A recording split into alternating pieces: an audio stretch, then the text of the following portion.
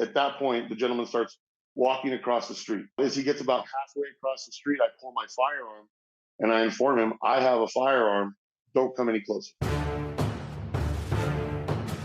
Hey gang, John Correa is so proud to be a brand ambassador for Heckler and Koch pistols. They're not a sponsor per se, but they have helped us out so much.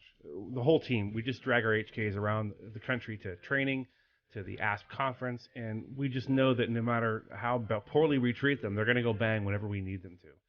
They're incredibly reliable, and they're a joy to shoot and paddle magazine release. Please visit them at hk-usa.com, hk-usa.com, and tell them the Ask podcast sent you.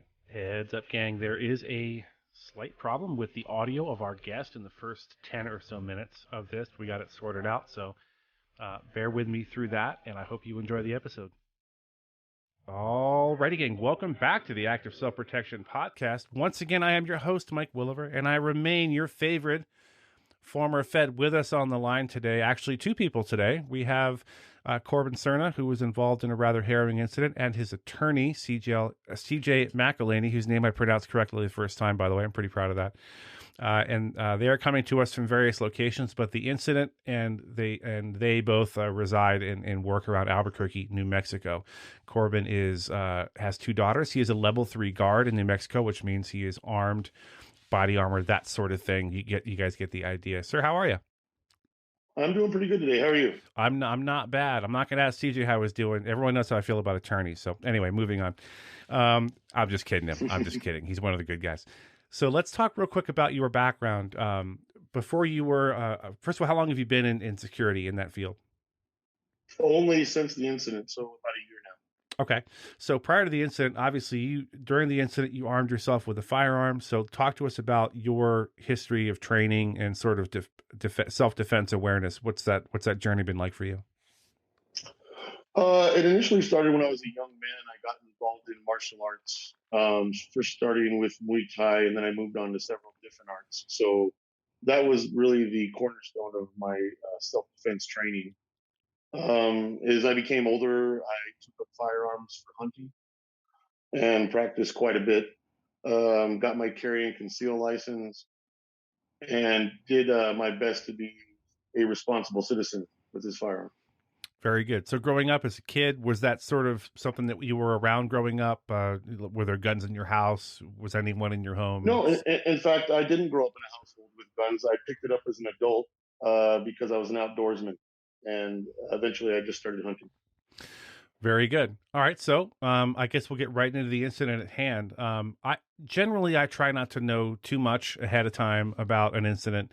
It just helps for me in my style of interviewing, to learn about the incident along with the audience. But CJ has given me quite a bit of material to review. But I'm going to try to pretend like I don't know all that, and we'll kind of go from there. Now I'm going to try to link as much of the material that he sent me in the notes of this audio podcast as I possibly can. There's a lot of stuff, so I can't possibly put everything, but I think I'll select a 2 or 3 really relevant things that are worth the audience checking out to have a better idea of what went on. So how long ago did this incident happen? Where were you? What were you doing? And what did you hear or see that led you to act? This happened in the summer of 2019 in June. On the 19th, and at the time, I was a small business owner. I had a gaming store, and I was a single father raising my 2 daughters. Okay. And this was in Las Cruces, New Mexico. Okay, Las Cruces. Okay. So where were you at the time, and what did you hear or see that caused you to act?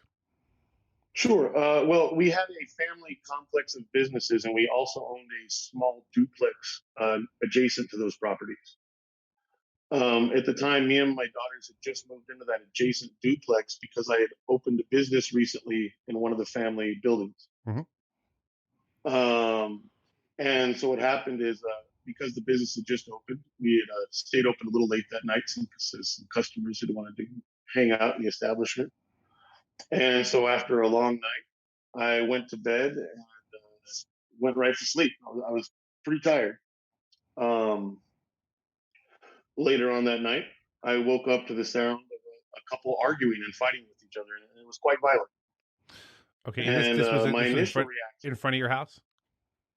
Yes, it was directly in front of my house. Okay. And on the sidewalk next to my business. I got you. And so of course my initial reaction was much like everybody else's. I'm just like, oh, this woke me up. I don't want to get involved. That kind of like you just kind of hear what's going on and you make that initial reaction. But over the next say 20 seconds, things escalated quite quickly outside, and I could hear the man hitting her and her screaming for help. Okay, so at this point, do you ever call the police prior to this incident happening? I have to ask. Yes, I've called the police before. Oh, I'm sorry. I meant to be more specific. So, as you're hearing this going on out front, did you call 911 and say, "Hey, there's an argument," or was there just not time in your view to do that? No, there wasn't time. It was just a few seconds. Everything was really quick. Like I was sitting there, honestly, just thinking about going back to sleep and hoping this would end quickly. And then within a few seconds, it kept escalating. Mm-hmm. And so I kind of had that natural reaction. I got to do something, I remember my shoulders slumped and I breathed out like, oh, all right, here we go, Right. And so I got dressed real quick, grabbed my firearm, and proceeded to go out from the duplex into the parking lot of the two businesses. And at this time, things had quieted down a little bit. So I went out to the street where I'd initially heard the argument, the commotion. Mm-hmm. And as I looked to the left, there was a gentleman sitting on the corner of the street holding a dog. And that was Nathaniel Frost. And so initially I walked up and I approached him and I asked him, I was like, I just heard a woman screaming. Did you see anything? And he said, no, he didn't see anything. Mm-hmm. So initially I walked away from the gentleman and I was like, okay, none of my business, nothing's going on anymore. So I went back towards my businesses and I used a flashlight to check the first building. And then there was like an alleyway or an entry driveway in between the two buildings. And I checked that with my flashlight. And then I proceeded to go around to the other side of the second building because there's kind of a dark spot where a lot of times homeless people and vagrants will hide right there. And so as I was going to that area and inspecting with my flashlight, that's when I heard the struggle reinstigate over on the corner by the first building. Okay, so let me paint a picture for the audience real quick. So, are you in your pajamas? Are you fully clothed? And then your firearm, is it on in your hand? Is it in a holster? Is it tucked away, or where is that? Was this all this going on prior to it getting more heated? Understand. When I initially went outside my home, I just threw on my pants and a t-shirt and a hat, and I had like a jacket nearby because it had been raining, so I threw that on real quick because it was cold out. I had a Keltec 380 PT, and that had the installed clip on it. So I put that and clipped it right on my pocket Okay, right away. all right. I grabbed a small handheld flashlight with my other hand, and that stayed out the whole time as I was inspecting the parking lot. Okay, so as you're doing that, checking your businesses to make sure nothing has happened over there, you hear this thing kick back off again. Then what happens? Yes, so essentially, I hear the argument and the struggle. You can hear them hitting each other, reinstigate. And so at this time, I run across the parking lot back over to the corner where I'd initially encountered Mr. Frost. As I get to the corner, I can see Mr. Frost, and he's very upset. And I could not see Mrs. Frost at the time. From what we understand, she was unconscious on the ground by the time I got Okay. there. So I walk up to the guy and I'm like, "What the hell's going on? You know, they're screaming. It's the middle of the night." And he says nothing. And at that time, I'm like, "Are you effing kidding me?" You know what I mean? And at that point, the gentleman starts walking across the street. And about as he gets about halfway across the street, I pull my firearm and I inform him, "I have a firearm. Don't come any closer." At this time, Mr. Frost paces back and forth, and I see like the decision roll across his eyes, and he clenches fists and he comes rushing in. Now, at this time, I'm still standing on the sidewalk corner next to my property across the street. Mr. Frost proceeds to charge in quite quickly. and he proceeds to sweep his hands over the top of my arms, trying to grab at my firearm. And at this time, I deliver a front kick to his chest, and I knock him back about 2 lanes of traffic into the street. And at this time, I inform him that I do not want anything, that he needs to just leave me alone. Mm-hmm. At this time, he gets up, rolls forward on his feet, and rushes in for a second assault. And at this time is when I use my firearm. So when he initially approached you, you told him, "Hey, I'm armed."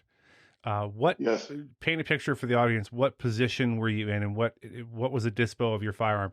Did you have a two-handed grip? Was it out at low ready? Was it down at your side, or what was the situation like there? Okay, so what I did is when he initially came across the street, I drew my firearm with my right arm, my right hand, and because I had the flashlight in the left, I put my right hand over my left wrist and used that for stability. And I had Okay. a single-handed grip with a flashlight in my left. So during that first attempt, I mean, were in your mind when he came in the initial time, was he just trying to fight? Was he trying to take your gun away from you? What were you thinking in that moment? Not what were you, what do you realize now in retrospect, but in that moment, what was going through your mind? Honestly, it was a lot of intuition at the moment. When he swept in, the initial kick that got me the distance to think about things was more of a reaction than a thought. And it was only when I kicked him out towards the street and he was on that ground for a couple seconds, I remember that's when I was like, oh man, he's going for my gun. I realized what he had just tried to do. Okay. And at that time, that's when I warned him that I would use force. Okay, so he gets back up. How about how far away is he when the shot breaks? 15 feet. Okay. And you fire how many shots? 7 rounds total. Okay, so just to recap, you told him, "Hey, I'm armed," so he's not phased at all by the presence of a firearm, apparently. No, not at all. He made the. I watched the decision roll across his eyes. Yeah, I know what you're talking about too. When you say that, Yeah. I know what you mean. You can kind of see the gears turning, sometimes very slowly, Yes. in people's minds about what they're going to do next. So at the time this is all going down, does it occur to you that he is high emotion, low emotion? Is he responsive? Does he seem to understand the things you're saying, or is he maybe high or having a mental break or At something the like that? moment, I wasn't sure what he was intoxicated on, but I was pretty sure he was intoxicated on something. And he was kind of in a rampage mode when I came around that corner. He was livid. There was no hesitation when he started coming across the street. And then when I pulled the gun, he hesitated for maybe 2 or 3 seconds.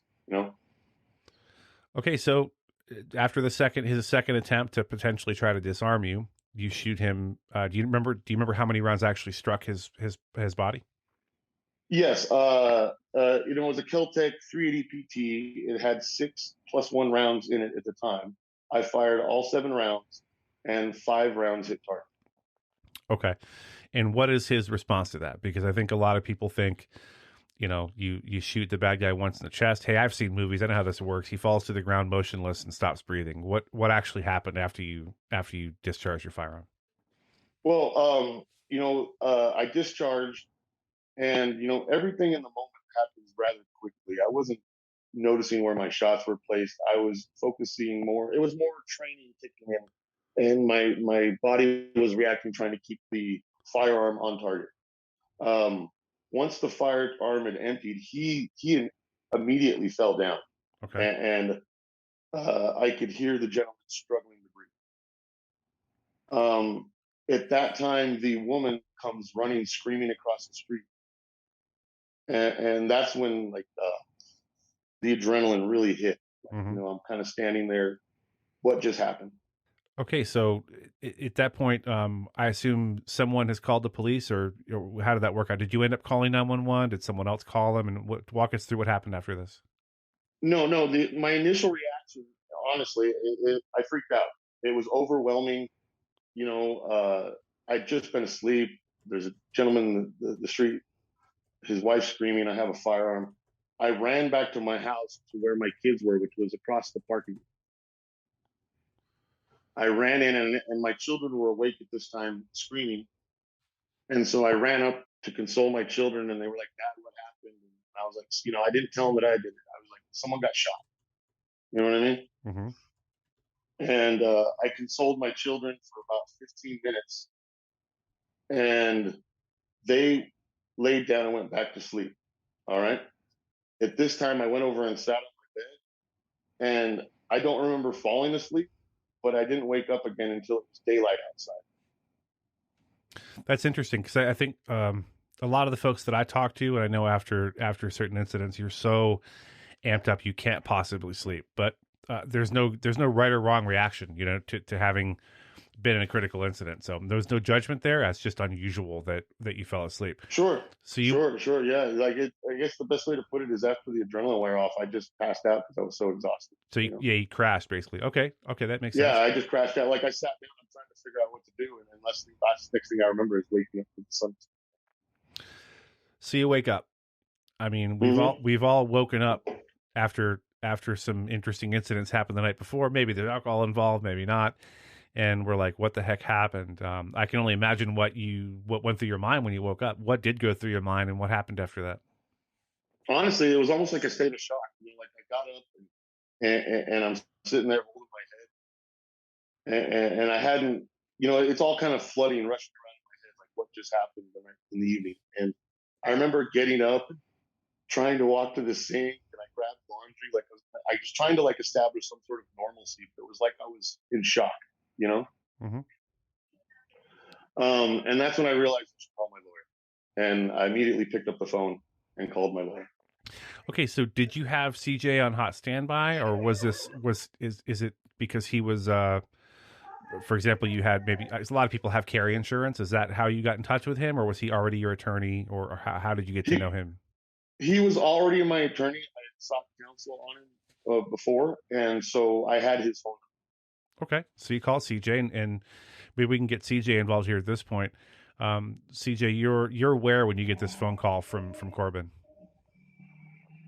Well, I think I got a text message, and it was like at 7 a.m, and I was just getting done exercising actually, and so I got a text message which was like, "Please call me," like please, Right. I forget exactly what it was. I'd have to go. I have that message somewhere, and I just knew it wasn't good. And then I'm not joking. At almost that exact moment, an alert popped up on my phone about somebody being shot in downtown Las Cruces, and I just had a funny feeling, and I was like, okay. And I think I said, well, meet me at my office in about an hour or so. And I showered up, and um, Corban came over, and so he told me what happened. And we're by this time I'd say it's about 9 a.m. and this incident happened at about 5:10 a.m. for just some context. So we're a few hours after this, and so Corban was in he was in a state of emotional distress, is the best I would describe it. Sure. He he had taken his daughters. I think he had left them at a McDonald's, if I remember right, and to come talk to me. And so he was concerned about them, but he was very upset. It was obvious to me that something really traumatic had happened to him. So I kind of had to let him calm down before he could let me know what happened. And so he told me what happened, and you heard the story, and it's substantially the same story, except just imagine somebody really distraught telling you what to do. Yeah, So this is understandable. yeah. So this is a Saturday morning. So one thing Corban didn't tell you there at the end is that the cops actually came and knocked on his door. I don't know if it was right when he contacted me or it was right after, and they knocked on his door, and Corban gave a statement then, basically saying, "Well, I heard something, but that's it." It was very brief, and so I don't recall the specific timeline of events, but he contacted me like right thereafter, Mm-hmm. right before. And so my initial concern was, well, did anybody, who was the person that got shot? That was my first concern, because we didn't know. We didn't know if it was some gangster. We didn't know if it was some vagrant. It was a area of Las Cruces where there's a lot of transients that come in and out, and it's a highly trafficked area. It's actually a 4-lane high. I wouldn't call it a highway, but it's a 4-lane boulevard, if Mhm. you could imagine that. So that's I think it's 48 feet from one side of the street to the other based on traffic measurements. So it was a heavily trafficked road, but it was at 5 a.m., so there wasn't a lot of traffic. So anyway, to get back to my first concern was, is somebody going to come arrest my client? Because my they didn't. I didn't know if they had a suspect. I didn't know what specifically had happened. So at that point, we really had no we had no legal duty to come forward. And I think most people at this point are like, well, hang on a second, like, why wouldn't you call the police? Well, I just got done interviewing my client, and he was in no condition to give a statement, like Mhm. absolutely none. And Mike, you know this, that when a law enforcement officer is involved in a shooting, I mean, from the policies that I've read is they have about 48 hours before they give a statement. They get a couple sleep cycles in, and it's so they can give the best statement possible. So I started thinking, well, we're going to have to come forward, and when we do, I want to make sure my client is ready, and this is obvious self-defense based on what he told me.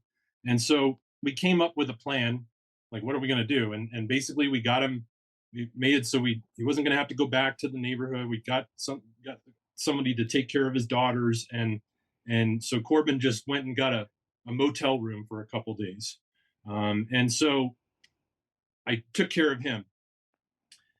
So what I wanted to do next was, it's not that I don't trust what my clients tell me, but I've been doing this long enough that I need to verify information. Mhm. So I knew that there was a good chance that the police were still at the scene, because right now it's about 10 a.m., I'd say. And so I decided to drive over to the scene just to go see what was going on, And Corbin told me the story, so I kind of had an idea that the shell casing should land in a certain area based on what he told me. They should all be together. And I wanted to know where the body was, because I wanted to make sure it wasn't like on the other side of the street, like 50 feet away. Sure. Then we'd have a problem. Right. But if it was, so I got to a point where I could walk up on the crime scene. Of course, they had tape, and it's downtown Las Cruces. There's a farmer's market. There are people walking around like a few blocks away, and the officers didn't recognize me. And I didn't recognize them. And they were like, "Can I help you, sir?" And I was like, "Well, hey, I'm just trying to get to the farmer's market."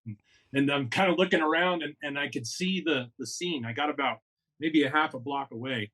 And I was able to verify based on what I figured were the shell casings, and which later turned out was correct. And I could see where the body had fallen, because they still had the trauma kit there, and they still had all the stuff, the life-saving stuff that they had tried to save Mr. Froseth with. And so I was like, okay, I think looks to me like the physical scene matches what Corbin told me. And so I was like, good, all right, that's good. So my next concern was, I need an investigator. Um, and I got my regular investigator. He's Javier Diaz. He's a retired law enforcement officer here in Doñana County. He runs LCIS investigations, and we had worked together before. And so I got Javier hired probably by like the end of Saturday, and or maybe early Sunday. I can't remember, but it was by the weekend. And then, we decided that we were going to come forward on Monday and call law enforcement, because there were no suspects, and the police went and they thought they had a suspect, and they rousted somebody up about a half mile away, but it turned out he had nothing to do with it. And it became apparent to me, based on the media reports, that they didn't know who it was. And so we got Corbin ready. We went through his statement several times. We prepared him. And then I want to say about noon on Monday, so this is 2 days after the incident, the nice thing about having an investigator is a good investigator knows all the cops. And so he happened to know the detectives that were assigned to the case. So he called up, I'll never forget, he called up the detective, and he said, hey, Amador, the shooting down here on Loma or San Pedro.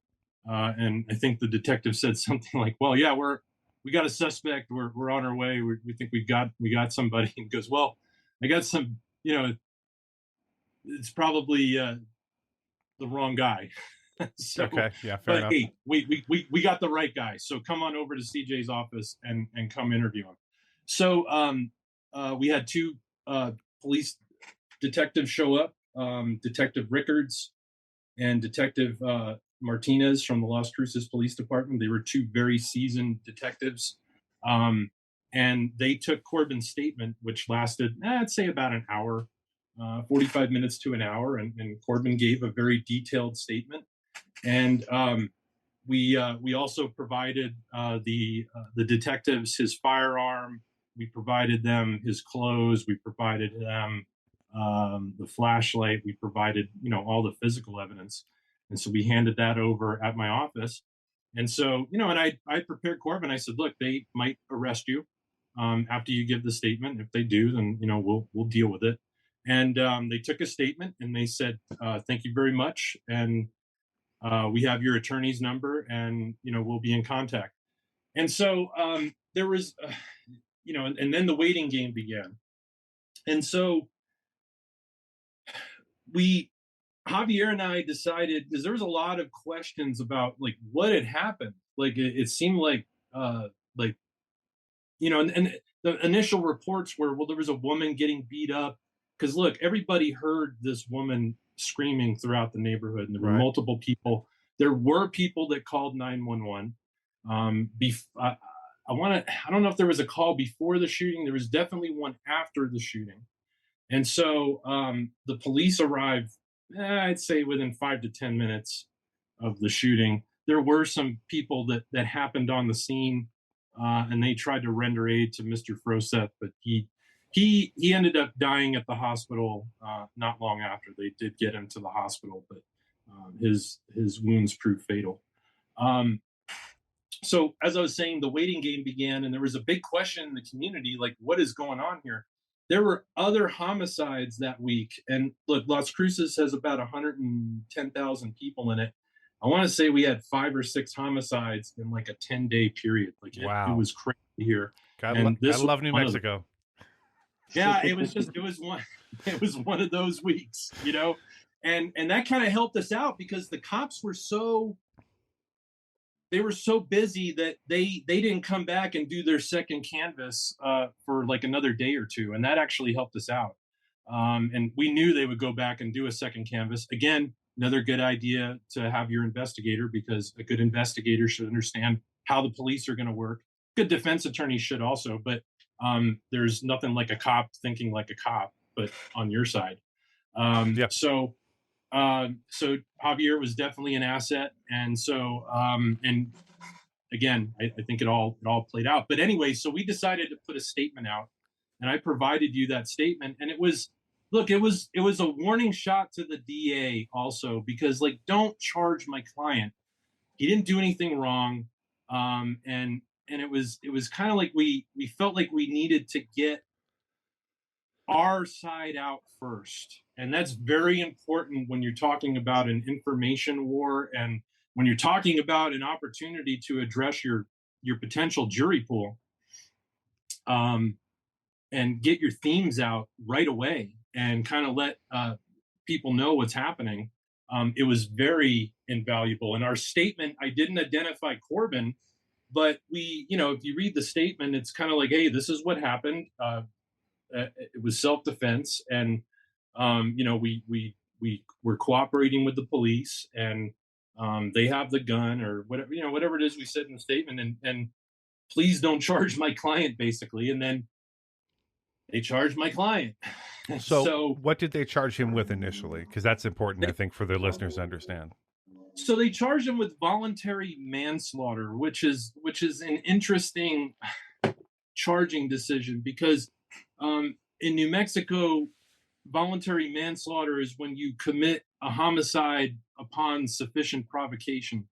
And so what they were saying essentially was that there was a fight, and that Corban was provoked and that he shot and killed Mr. Froseth. And it was kind of weird. And I was thankful. I was like, okay, because I mean, I really thought they could have made a case for second-degree murder if that's the road they were going to go. So it actually, I didn't complain about it. Right. I didn't complain about that. I complained that they arrested him. And then, so once they arrested him, that changed things. Then we had to get him out, and so that was the first battle, was preparing for his detention hearing, and that went really well. And we really, it was the first of a string of victories that we had in the case. And so I got Corban out, and we really demonstrated to the DA that they were going to have a lot of problems in their case. And I really hoped, hey, take notice, DA. Like, now's the time to just kick this thing. Like, do you really want to charge somebody that was trying to help, help somebody? Is that really what you want to do? What your office is about? Right. So Corban, walk us through the arrest itself. That's a scary thing for someone who's not a career criminal, who's generally an upstanding citizen. Did you coordinate with your attorney to turn yourself in, or were you just accosted and they knocked on your door? Walk us through what happened there and what was going through your mind. I remember I was at my store because I was, I just opened the business. And so I was putting a lot of my energy into my business to try to, stay focused and not let everything get to me so much. And I remember I was at work, and it was early in the afternoon, maybe around 4 o'clock. And I got a phone call that they wanted me to turn myself in at CJ's office. Okay. So I remember I went and took a quick shower and changed my clothes. And I got in my vehicle and I drove over to CJ's office. And literally, while I was driving to CJ's office on the parallel streets, I could see a police cruiser following me. You know what I mean? Interesting. Yeah. And so I went to CJ's office, and I turned myself in. And honestly, the detectives were very empathetic and understanding about the whole situation. And they were as professional and pleasant as they could be about it, honestly. What's going through your mind, though? This can't be easy. No, the walls are closing in, man. Everything's going wrong, and I'm worried about my family and my kids and my business and myself, of course. And I remember, sitting in the back of the squad car, and we were driving down to the police station to get transferred to the jail. And I remember I asked the patrol officer that was taking me there. I was like, "Hey, man, do you mind if I just get a few minutes of sunshine real quick?" Just. And he said yes. He understood, and so we pulled the car over. And I still had my handcuffs on, but he let me just stand outside the police car for about 5 minutes. And you ran for it? No, okay. I just breathed in and felt the sun on my skin, Sure. and just yeah, came to with the fact that I was about to be locked up. Yeah, that's tough. May I assume that there was no questioning outside the presence of your attorney? Nobody tried any funny business. Nobody tried to get you to make a statement. They just took you to jail. Any questions they asked were with your attorney present? Yes, that is correct. Like I said, they were extremely professional and empathetic about my situation. So, we go over lessons towards the end of this, but I want to pound this home for our listeners. A lot of our listeners are CCW holders, or at least own firearms. And I can't say enough about how important it is to have carry insurance or an attorney on hot standby. You do not want to face the legal system on your own. You don't want to make any statements on your own, because things that you think are perfectly reasonable to say to an investigator or a patrol officer, that you think, oh, this is great, I'm exonerating myself, when in fact you don't know the bent of that officer or investigator. You don't know necessarily the bent of the DA in your town or whatever assistant DA is going to get your case.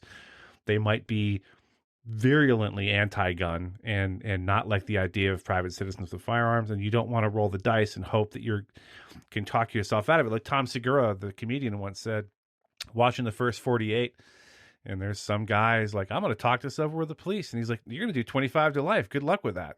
Because you just don't know. So have an attorney. as much as you are a good citizen, and I'm talking to the audience now, and you want to do the right thing and you talk it out with the police and you're sure they'll understand, I don't recommend it. I recommend having an attorney on your side, in your corner, which fortunately you did in this case. So talk about walking into jail. You go to the police station, I assume they do some paperwork. They probably fingerprint you and all that kind of stuff. And then eventually they walk you into jail. Was it what you were expecting? You know, it, because of the way the detectives had already stated that they thought I shouldn't be prosecuted. I didn't think I was going to be going to jail, and so when I got the phone call, it was a surprise. You know, it was life jarring. You Mm-hmm. know, and I remember after getting processed, taking the pictures, they took me down to the Doniana Detention Center, and as they're initially screening me in,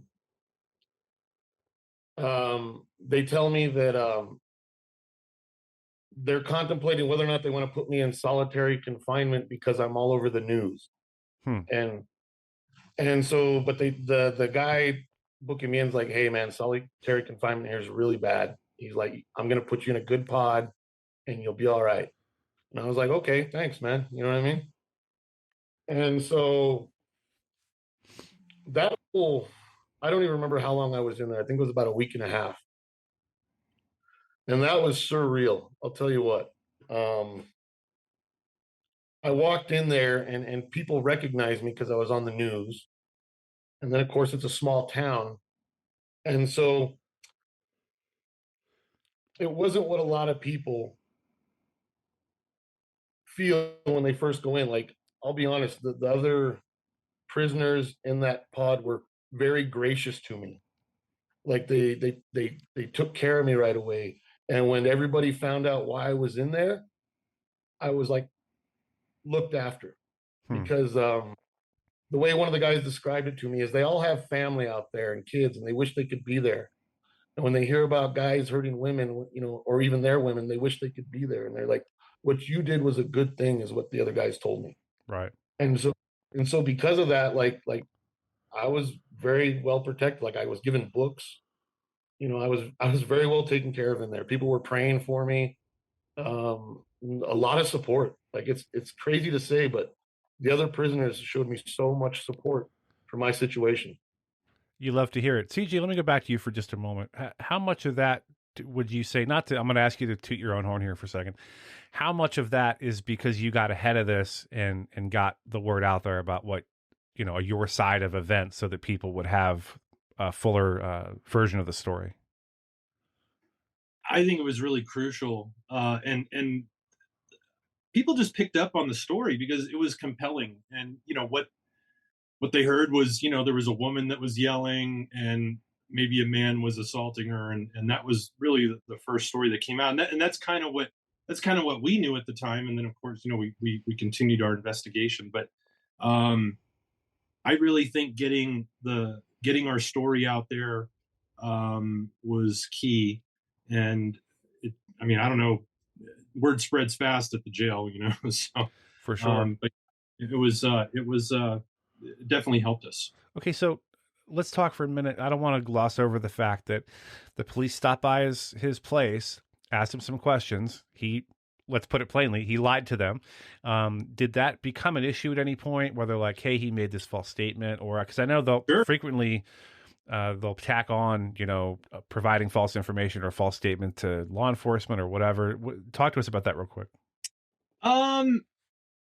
I mean, that's a little bit harder of a case to make. And look, it was certainly a challenge, and it was something we had to prepare for at trial. And so I think our strategy was we were just going to throw it out there and just deal with it, and just and then just focus on the facts, and then focus on really the statement that he gave, and you know, just rely on the good facts. And look, his statement it's not what you want, but it was explainable, and he was in a state of shock, and he did have an adrenaline dump. And there was testimony about that from a doctor at the trial. In fact, it was the state's own witness that told the jury about it upon cross-examination. So it was concerning, but I knew it was something we could deal with. All right, and then I know the audience is going to want to know more about this, so CJ, I'll ask you this. During the incident, he shot this person several times. He obviously was aware this person was badly injured. How do you get around the defense, or excuse me, how do you get around the prosecution, who I'm sure brought it up? He didn't even call an ambulance for this guy, et cetera, because this is a critical thing for people to understand who are self-defenders. People are going to say, why didn't you call an ambulance? Why didn't you call paramedics?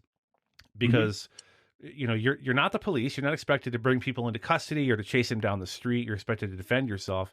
So I'm sure that came up. How did you deal with that issue?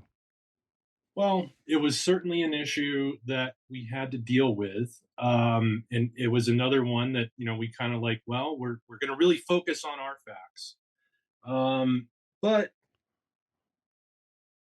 Corban's story, if you could hear it, if you could hear the tape or read the transcript, Corban was really shocked. Like when he got done shooting, he was shocked, and then the screaming scared him, and he just bolted. And he also did not bring his cell phone. If you remember when he was relating his story, he kind of left so quickly, and he was kind of half asleep that he grabbed the flashlight, he grabbed the gun, but he didn't bring his cell phone. So the cell phone was actually back at the house. Mm-hmm. And so the house was really only about 100 feet away. I say it was about 120 feet. I had my investigator measure it. So it's not like he ran, a quarter mile to get back to his house. Like his house was literally like right there. You could turn around and see it. You could almost throw a rock and hit it.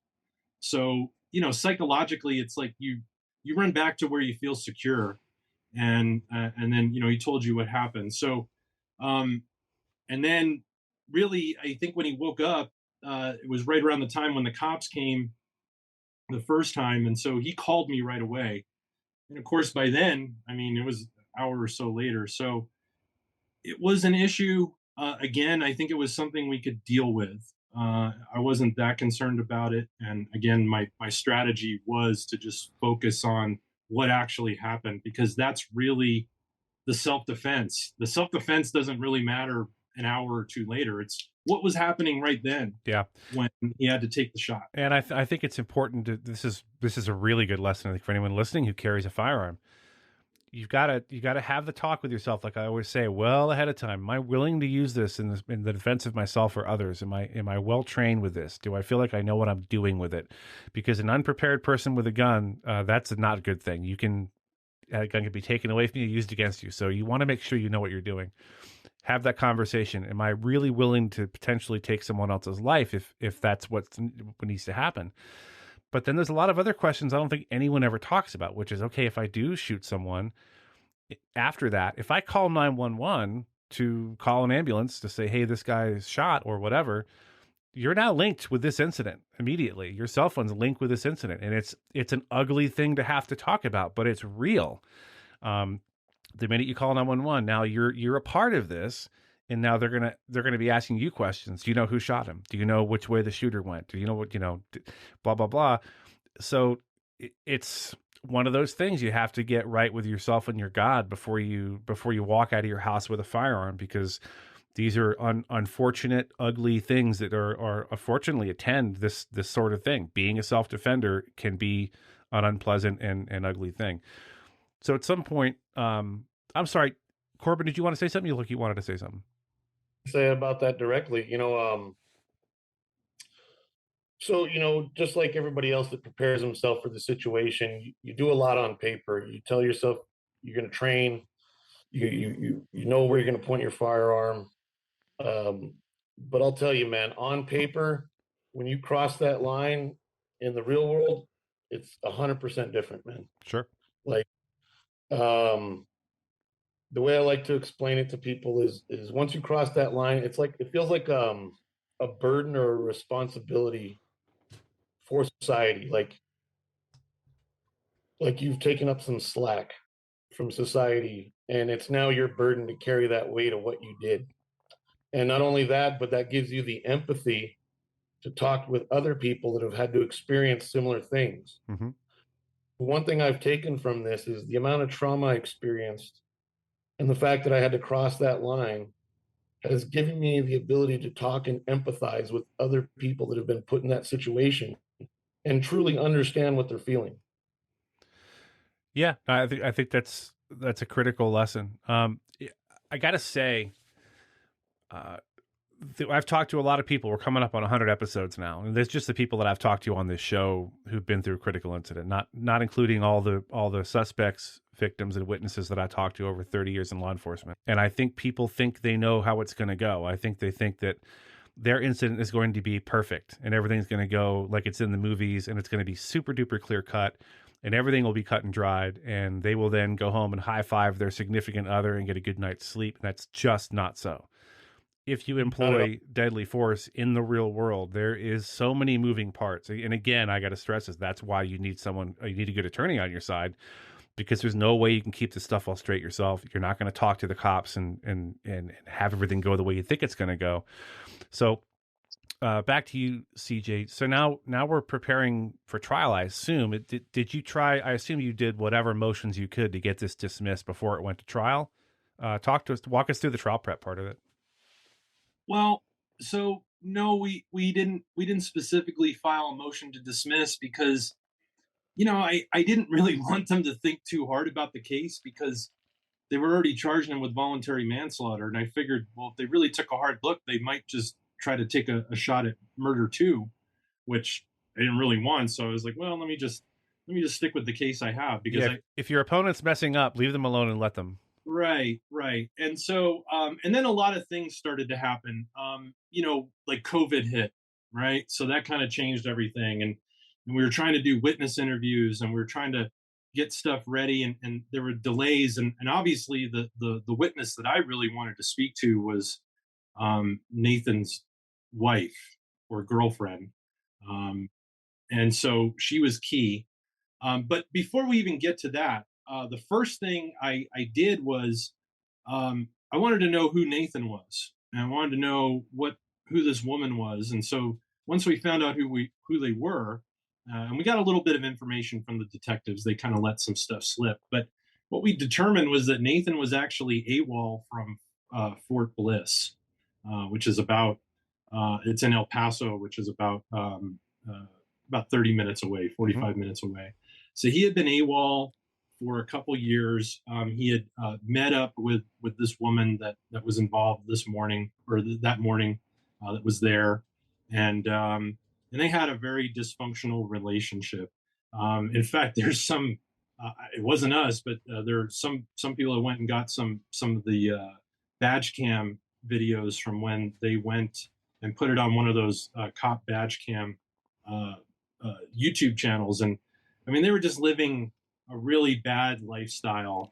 They were constantly kicked out of their house. The cops were called, at like 6 o'clock in the morning, and they'd find people arguing about who had drank the last beer. I mean, it was really bad. And Nathan had I think 2 pending domestic violence cases at the time with the same woman, and we found that out rather quickly, and that was part of our first release because we wanted to let the public know who they were dealing with. So we found this relationship where Nathan was violent. He was a violent man when he got drunk. It wasn't just towards her; it was towards other people, and we found them.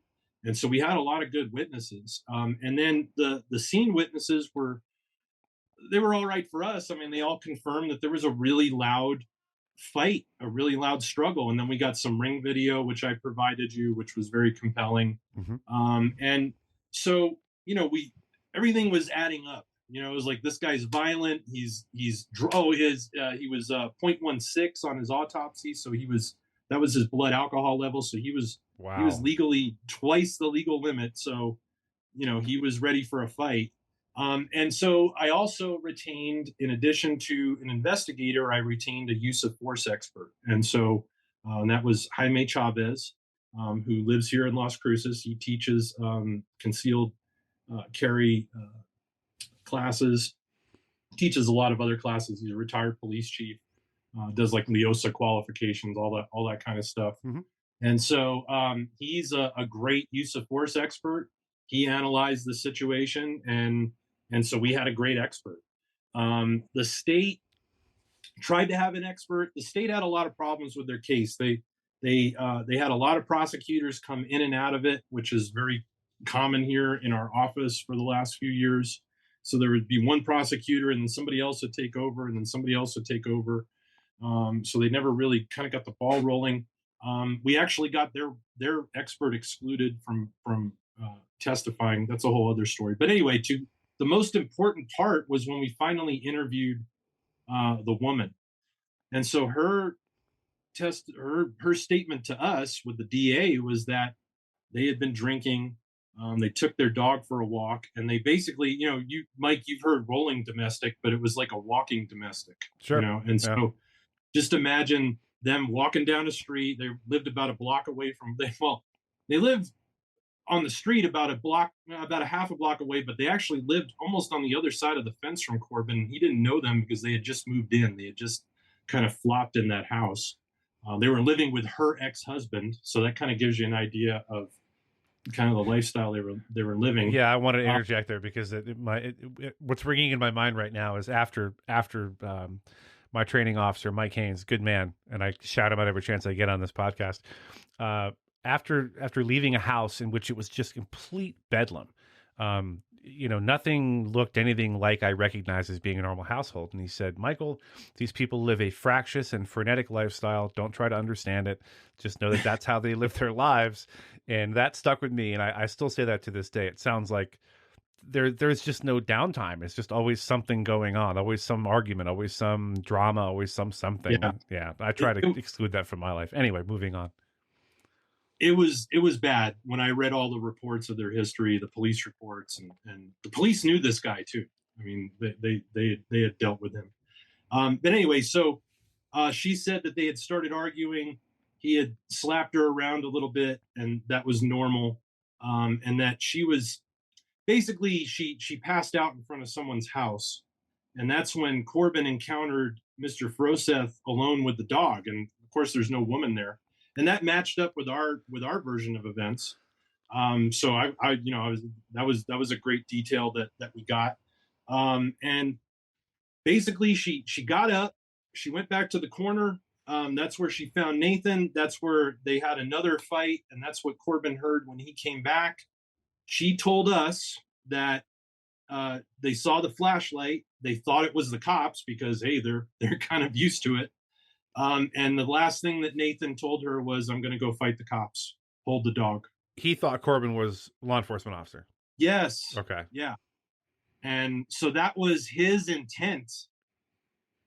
That was his last words, basically, except for what he said to Corban, according to her. Right. I'm hold the dog. I'm going to go fight the cops. So that kind of tells you the kind of mindset that guy had at the time. Sure. Like, why would you go fight a cop? I mean, in that situation, I mean, under any circumstances, really. But if that's what you think is happening, and I was like, it was like the best interview I could ever imagine. So I'm sitting there thinking, well, now the DA knows this, like maybe they'll just dismiss this thing. Nope. So they still continued on, and so we had trial. We had trial last year. It finally came to trial April of 2022. They switched prosecutors leading up to it. There was a lot of issues dealing with that office that came up that aren't really important for the podcast, but we discovered a lot of things that weren't being done properly. And so really the state kind of sputtered into court, and they put on, I think, 4 or 5 witnesses, and they put on the detective, and they never put on the female, and then they rested. And so because of the bad case that they put on, I made a motion for a directed verdict, which I'll just explain really quickly. When the state or the government rests its case, if a defense attorney doesn't do it, it's malpractice. You make a motion for a directed verdict. And basically you're saying the state or the government has not presented evidence as to each element of the charge that would permit a reasonable jury to convict. It's like a gatekeeping test for a judge to possibly kick out a legally deficient case. How hopeful were you at that moment that that would be the case? I mean, because normally it's sort of a thing you do, like you just do it because you're supposed to do it. But in this case, were you kind of hopeful that might actually work this time? Well, it's kind of like going to church where you're like, it's mumbo mumbo, but as I was making the motion and I'm speaking and I'm like, hey, this sounds pretty good. Yeah. So I'm looking at the judge and I knew the judge. I practice in front of Judge Conrad Perea a lot, and I'm very familiar with him, and I could tell just by his eyes. Remember, we're all wearing masks, and I could just tell by his eyes, and he's nodding his head, and I'm like, man, I think I'm reaching him here, and I made about a 5-minute argument, if I remember right, and most directed verdict motions are about 30 seconds, if that. And so, I sat down and I saw the judge kind of sit back and he just started talking through it. And he said, yeah, I'm going to grant the defense's motion for directed verdict of acquittal and we'll dismiss the jury. And, I looked at Javier because Javier was there. I looked at Corban and, told him what that meant and that it was over. Just like that. You're like, that just happened. So I got to ask CJ that I think I knew this part of a trial existed, but never paid much attention to it because, as you said, normally it's just a thing that you do. It's a perfunctory function that you just, okay, well, I have to say these words. But I think as you start saying these words in this case, you're like, wait a minute, this actually might be applicable. So for the audience who may not know, this acquittal is just an acquittal. So he is now no longer subject to it's double jeopardy if they try to charge him again. Is there any possibility of any other crime they could try to charge him with after? You know what I'm talking about. You're nodding your head. Yeah. So, for example, could they have done, okay, well, then he lied to us, so we're going to be petty and charge him with false information and put him in jail for 3 days or anything like that? Or is he just free and clear at this point? He's free and clear at that point. And, look, there's no legal duty in New Mexico after you shoot somebody to call the police. I mean, there's no legal duty to do that. Okay. Otherwise Corban would have been charged with something. Mm-hmm. There's no legal duty for a civilian to render aid or, call or whatever. If you shoot somebody, I mean, there's no law requiring that. I mean, it may be like a civil negligence claim or something to that effect, but we're talking about criminal liability. So that was it. It was over and done with. I don't know if you want to get into what happened after, like directly after. Well, actually, I want to ask Corban. So you're sitting there in court. We're really just getting started. The state has just presented their case, and they rest. And your lawyer starts saying words to the judge, and the next thing you know, it's all over. That must have been a shock. Man, I remember sitting there, and of course, I'm in court, so I'm trying to stay calm and composed through the whole thing. We're the second day right now. And I just remember I was so sideswiped by the prosecution resting. And then when CJ got up and started,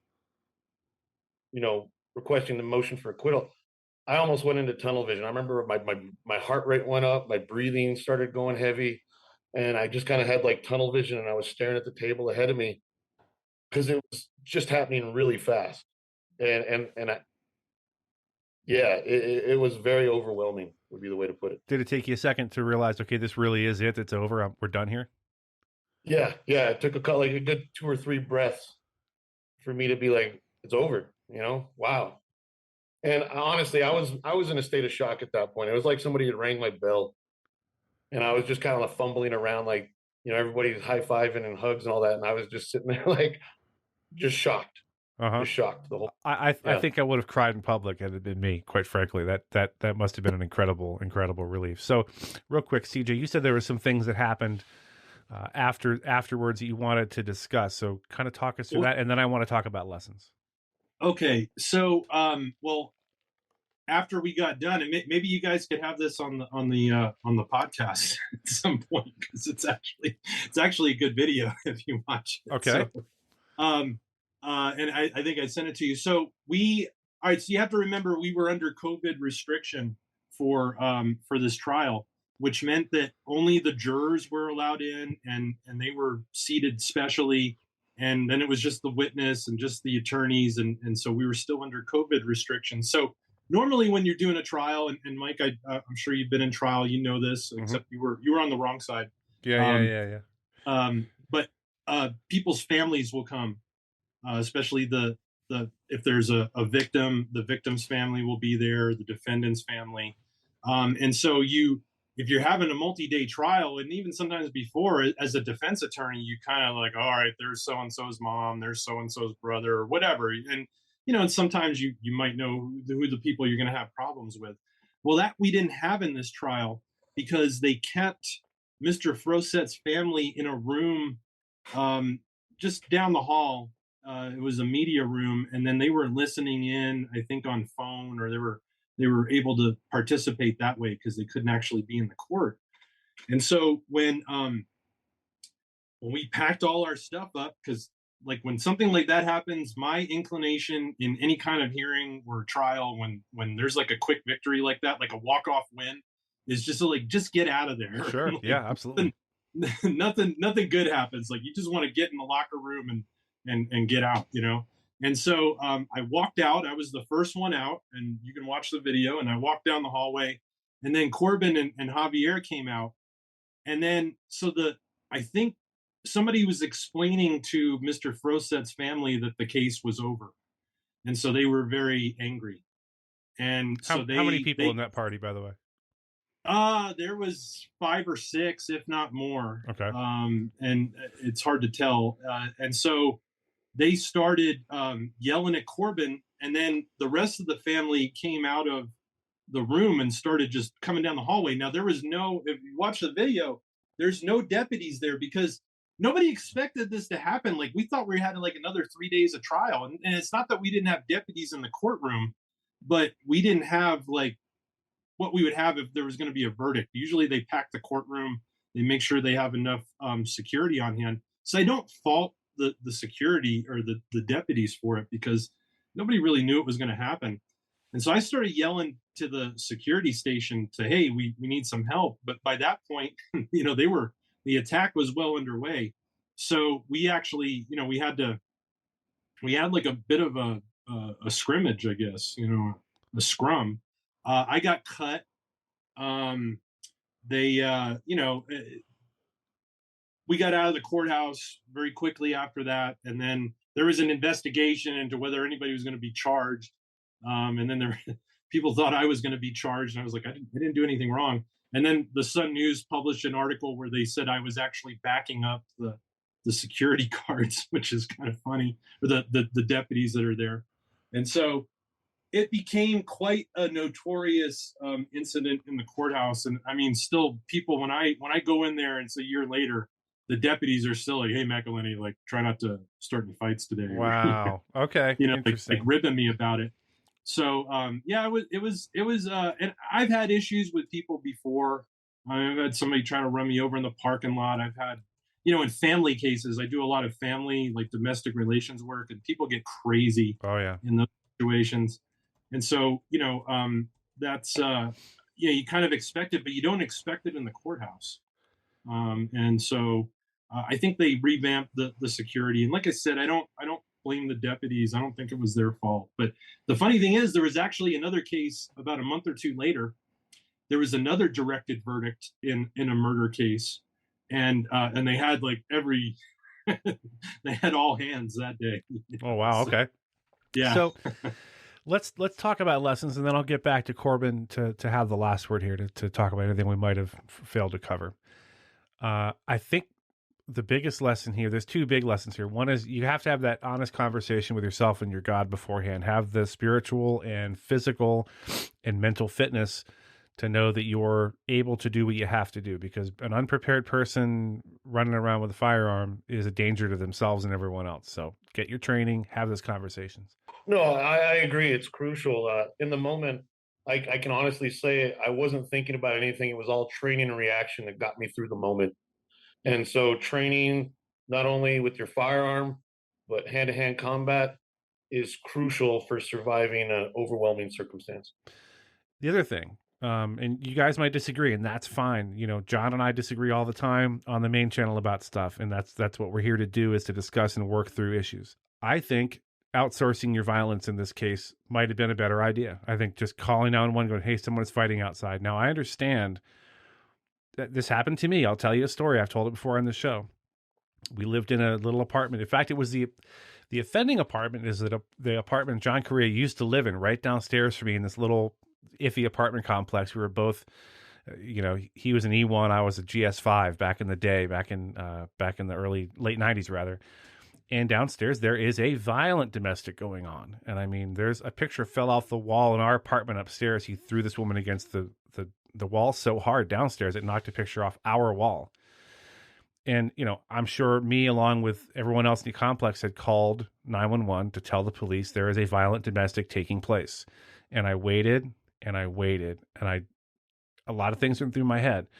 First of all, I'm an off-duty, relatively new federal agent. Do I, you know, what's my role here? I'm not a peace officer. I'm not a police officer. What do I do? Second of all, if I get involved in this, I know most domestics end with both parties turning on the police anyway. So am I going to get gang rushed by two people? But then I heard a little boy, I think he was 5, say, "Please stop hurting my mommy." And that was it. I'm like, okay, I've waited. I think my wife could tell you better than me. Maybe 10, 11 minutes have gone by. The police still aren't there. I'm sure they had multiple calls. So I got downstairs and knocked on the door. I made a decision. I made an informed decision, though. I didn't, you know, I knew there was stuff I'm getting myself into here. And as it turns out, he came out. I got the gal and her kid out and sat him on the stairs. And he made some threats to me as he left. And as it turns out, she did the right thing, got the heck out of Dodge, left the state. And then months later, maybe a year or more later, I get called to go testify against him for witness intimidation, which is what he did as he left, saying he's going to jump me. Him and his homies are going to blah, blah, blah, you dumb rookie, et cetera, et cetera. So I think if you can outsource your violence, as John likes to say, and just get the police there, if you can't stomach that and you do what Corban did, I don't fault you. I don't blame you. I understand. But had he been able to not get involved, had that been a possibility, he could have avoided all of the stuff that happened afterwards. So that's really a one-on-one decision. You have to talk to your loved ones and your God and make a decision ahead of time. So another thing, having a gun frequently will not intimidate a seasoned criminal. And we've seen this time and again on the channel. I've had it happen to people on my podcast, and I had crooks that I didn't aim a gun at, but I had a gun out of a holster, and they weren't the slightest bit fazed by it because they knew, for example, in the case of LE, I'm not going to just shoot them. I need a reason, and don't assume that the presence of a firearm is going to dissuade a determined bad guy, because it's just not going to. And the last thing I want to say is, CJ talked about Corban kind of freaking out after this thing went down. You can expect, no matter how prepared you are, no matter how many mental reps you've done, no matter how much range time you have, no matter how much you talk to your God about it and made yourself right with the idea that you might have to take a human life, anticipate the state of your brain to be not great immediately following something like this. That's one of the big reasons why we say we don't talk to the police right away. We talk to an attorney first. We get our head right. We give ourselves time. Now the police might try to bully you or intimidate you into talking. It doesn't matter. Don't be worried about hurting their feelings or looking bad or whatever. Talk to an attorney first, and expect that you're not going to be in your normal right mind after you've just potentially taken a human life. Give yourself time to feel those feelings, work through it, get therapy, get help, whatever it is you have to do. Corban, I want to give you the last word. Is there anything you wanted to talk about we forgot to discuss here before we part ways, sir? I got to say that if it wasn't for family and friends supporting me through this, I don't know if I could have dealt with it by myself. The emotional weight of this was overwhelming, and I'm much better now. I've worked through it. I can talk about it, but it's still going to be there with me for the rest of my life. And I want to go back to and talk about when you were saying, you made that decision to get up and go help that woman. And I remember making that decision that night because my first reaction was, I don't want to get involved. Like you were saying, let somebody else be responsible for this. But there's a point when you just make that natural decision. I can't just sit here anymore. I can't listen to someone get hurt. And It's a lot to deal with. And this is one thing I'd like to say. I paid a heavy price for this socially, financially. It really upturned my life. But in the end, I paid a cost for doing something. I don't know if you want to call it a good deed or doing the right thing. And I just want people to be aware that when you do the right thing in life, it's not free. It's going to cost you probably. And that's part of doing the right thing in life. Absolutely. Corban, CJ, I thank you guys so much for reaching out. If it weren't for folks like you, there'd be no show. For the folks listening, I thank you for listening. If you got something out of this episode, you can do us a huge favor by going over to whatever service you listen to this on, leave us a 5-star review, say some nice words. Give us some feedback on this episode. What do you think of what CJ and Corban had to say? CJ, real quick, was there anything you needed to add before we part away, sir? No, thanks for having us, and I know I enjoyed it. I'm sure Corban did too, and we're both fans of the channel, so we're excited to come on. Right on, gentlemen. I thank you again. Alrighty, gang, it is that time of the week again, everyone's favorite time. It's time for the Gutowski Files, starring Stephen Gutowski. Stephen is the founder of TheReload.com and the host of the Weekly Reload podcast, and has been very, very busy. In light of the tragic events in Nashville, he has been in demand on C-SPAN and CNN all over the place. So we're just lucky to have him to come on and talk to us here for a little bit. Stephen, how are you, sir? I'm doing well. How are you? I'm doing okay. There's a couple of articles over at The Reload. One of them, the title of which is Poll, 1 in 20 Americans owns an AR-15, which is kind of funny to me that they own one AR-15. I know most people I know own more than one. And the other one... Well, they own at least one. Yeah, right. The other one, which is sort of related, and we'll talk about why in a minute. Federal judge upholds Delaware AR-15 magazine bans despite finding they are in, quote, common use, unquote. Now, as I mentioned at the opening here, just a couple days ago, we had a very tragic shooting in Nashville at a Christian church and school. 3 adults and 3 children were killed.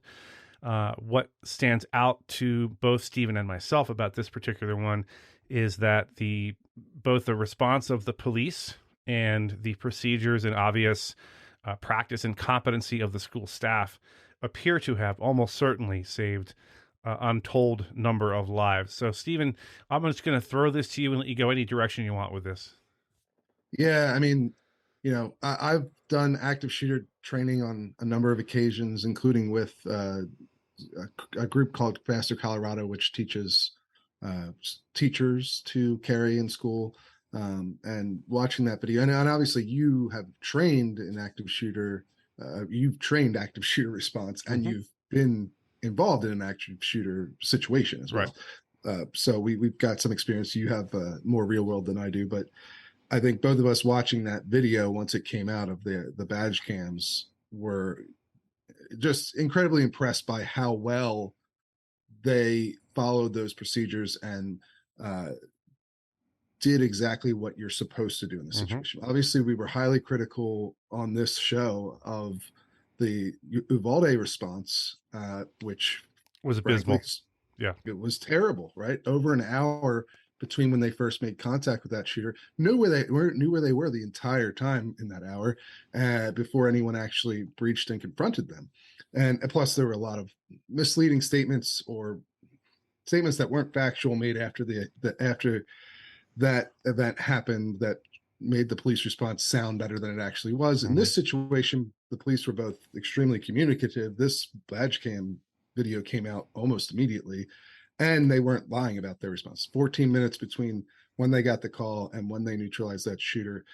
Only 4 minutes between when they breached the building to reach that shooter and neutralize them. So it was incredible work on their part. And I think it absolutely saved a lot of lives. The response from the school administrators and teachers as well, the way that school was locked down, I think served as a barrier to further death. Obviously, the situation was still horrendous regardless, and 15 minutes is a long time. Police, that's your sort of average police response, right? Is it at least 15 minutes in a lot of situations? But once they were there, that video shows the urgency involved. They're constantly moving forward until they find that shooter. They're constantly clearing rooms. They're working together as a team. They're communicating. That is exactly what you want to see. And I think that video is going to be taught going forward to anyone who's looking for active shooter training. Yeah, doubtlessly at some point, John and I will cover that on the main channel on a badge cam. But I just want to echo what Steven just said. This is exactly, and I mean exactly, what you want to see when the police arrive at a situation like this. We talked about Uvalde, just an embarrassment, a black eye to law enforcement, and just a tragic situation. This was also very tragic. I can't even imagine what the families of these lost people are going through. Absolutely. But I think it is worth, someone needs to point out that the Nashville PD doesn't have to make any fabricated statements. They don't need to hide behind anything. They did a fantastic job. And I hope those two officers never buy another beer for the rest of their lives. Now, there is Absolute heroes. there is a 100%. There is a poll. 1 in 20 Americans owns an AR-15. Now, math is not my strong suit, Stephen, but I believe that's 5% of the population. Is that right? Yeah, that's right.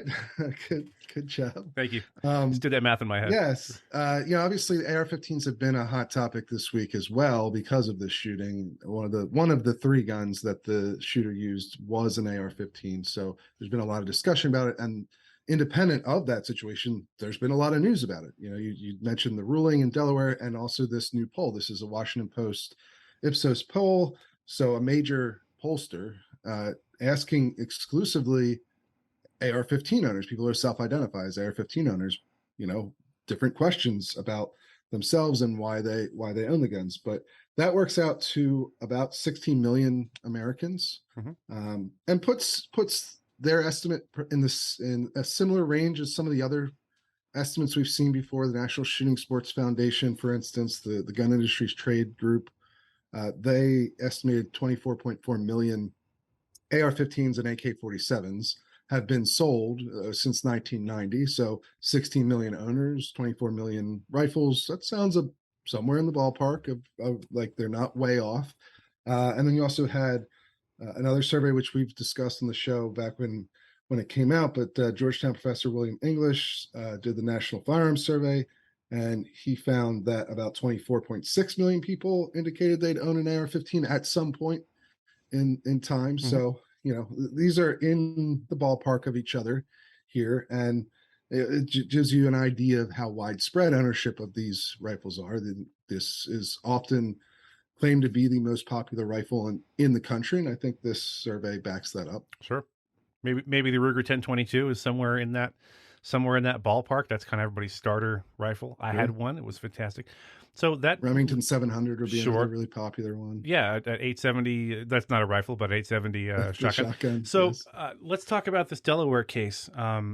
We talked in the recent weeks in this segment repeatedly about common use and what that means to modern firearms.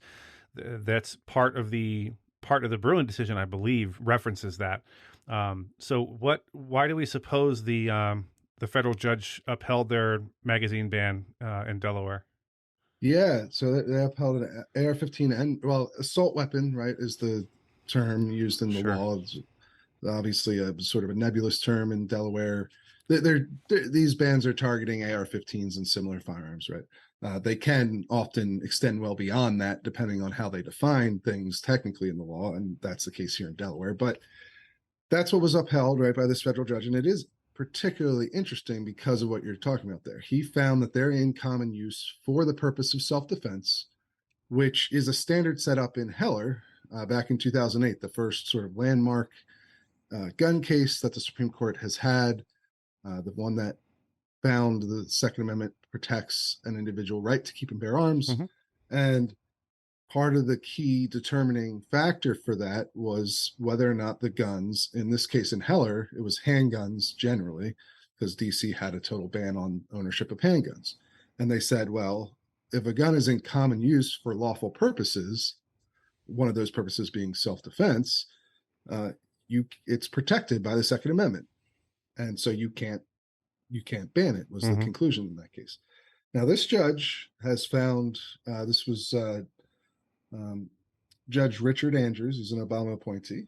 And he found that, yeah, these are in common use for the purpose of self-defense, but he also found, using the Bruin standard, that these can still be restricted, that sales can still be restricted, that you can be banned from selling them. And the reason behind that is, in the Bruin decision, which was the one that came down last year, that sort of built on top of Heller, that dealt with gun carry, right, out of New York. They set up a standard for how to review gun cases, and part of that standard was there has to be a historical tradition of this kind of regulation for modern gun control law to survive scrutiny, this kind of scrutiny. And one of the exceptions that they put in there is they said, look, we understand that, there are firearms that exist today that didn't exist at the founding era, and there may be situations that arise that are caused by the fact that these are modern, that there's this modern technology. It creates unique societal issues that didn't exist at the founding, and in those cases you can, instead of having to find an exact twin of a regulation back in the founding era, Analog, you can look at an analog instead. And so he's arguing in this case that the development of semi-automatic rifles, there were semi-automatic rifles, and there were repeating rifles, and there were rifles that had magazines that held more than 17 rounds of ammunition, which is what the limit is in Delaware. The limits are often different in different states, but that have these laws. But so they existed, but they weren't common. They weren't popular, and they didn't become popular until much later on in the 20th century. And so there's sort of this modern development of these firearms, and then he points to the circumstance of mass shootings. These kind of mass shootings we're seeing, the really risen in their prevalence since the 1980s, late 80s, early 90s, and now you're seeing them, like we talked about at the top of the show.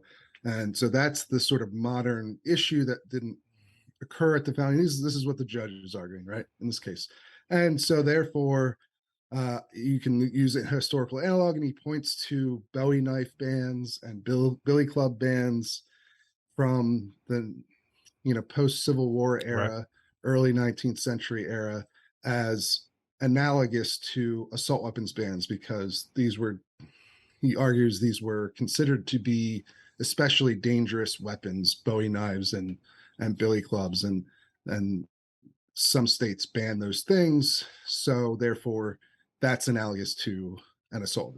That's the logic that's used here in this case, and it's actually not the first time that we've seen this argument from a federal judge. There in Oregon, I'm sure people will recall that they passed a referendum that part of it was a limit on magazine capacity. So same basic issue at play in Delaware for their magazine capacity restriction. And the federal judge who was tasked with deciding whether or not to issue a temporary restraining order against this law decided against doing that, on at least for that provision, because of this exact same reasoning.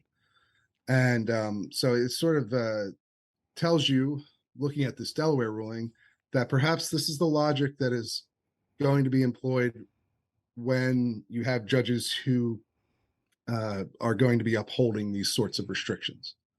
Now, that's a separate point from whether or not this will survive, appeals, whether the Supreme Court ultimately would buy this reasoning, I think is a much bigger question. And frankly, I don't think it's very likely, because for one, you could apply this exact same logic as I've laid out here to any semi-automatic firearm, really, right, and any size magazine, because the idea is that if you're talking about popularity of the devices being a determining factor, obviously semi-automatic guns generally weren't popular until post-Civil War era.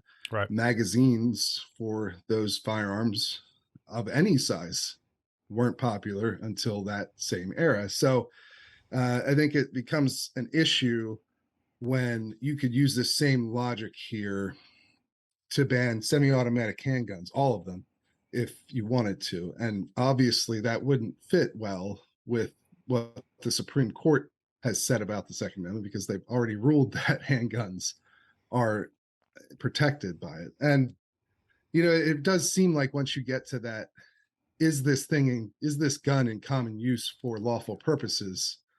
That's kind of where you're supposed to stop, is the feeling that I get reading through the Supreme Court rulings. So we'll have to see how this ends up, though. Very good. Two things I want to mention real quick before we part ways. One is, you could apply the same sort of test to the First Amendment. The internet wasn't around, when our country was founded. Radio and TV weren't around when the country was founded. So it is an interesting question. I obviously disagree with the Delaware decision. I think you probably do as well. I think there's a certain level of arbitrariness to it. And the last thing I want to point out here, I wish there was some way that didn't run afoul of the First Amendment, the freedom of the press, for us to never, ever again know the name, the motives, read a manifesto of anyone who goes into a school and murders children. I don't care why you did it. I don't want to know. No one should want to know.